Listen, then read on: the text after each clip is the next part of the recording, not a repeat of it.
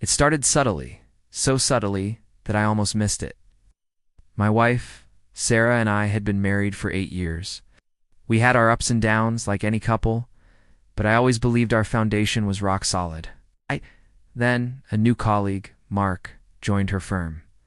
At first, it was just work stories. Mark said the funniest thing today, or Mark and I totally nailed that presentation. I was happy for her, genuinely. It's good to have work friends. But then the texts started. Her phone, which used to be left casually on the counter, was suddenly always with her, screen down. I'd walk into the room, and she'd quickly close an app. When I asked who she was talking to, the answer was always a vague, "Oh, just work stuff." The late nights at the office became more frequent. She'd come home smelling of a different coffee brand, one I knew our building's cafe didn't serve. The real shift was in her emotional availability.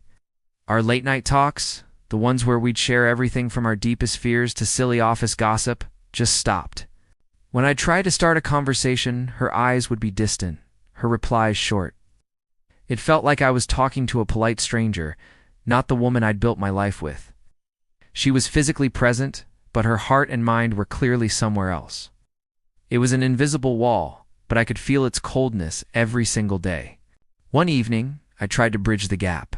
I made her favorite dinner, lit some candles, and put on the music from our first dance. I wanted to bring us back. When she walked in, she barely noticed. She just said, "I'm exhausted. I'm going to take a shower." That was the moment the denial shattered. She wasn't just tired from work. She was emotionally checked out from our marriage. The confrontation was one of the hardest things I've ever done. I sat her down and just laid it all out. The phone, the distance, the feeling that I had lost her. Tears streamed down her face as she admitted it. She hadn't physically cheated, but she confessed she had developed deep, romantic feelings for Mark. They shared everything.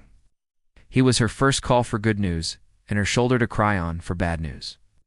He had become the person I used to be for her. She called it an emotional affair. To me, the word affair was all I could hear. The betrayal felt just as deep, maybe even deeper. It wasn't about a physical act. It was about the intimacy, the trust, and the emotional bond she had taken from our marriage and given to someone else. It was a secret world she had built without me, a world I wasn't invited into. We're in therapy now, trying to piece things back together. Some days are hopeful, others feel impossible. It's a long road, and I don't know where it leads. What I do know is that infidelity isn't always about secret meetings in hotel rooms. Sometimes it's about the quiet drift, the stolen emotional moments, and the slow, silent heartbreak of watching the person you love fall in love with someone else right in front of your eyes. If you're going through something similar, remember that your feelings are valid. It's a painful and confusing experience. Seeking professional help can provide a safe space to navigate these emotions. You're not alone in this. Thanks for listening to my story. Please subscribe for more real-life stories and reflections.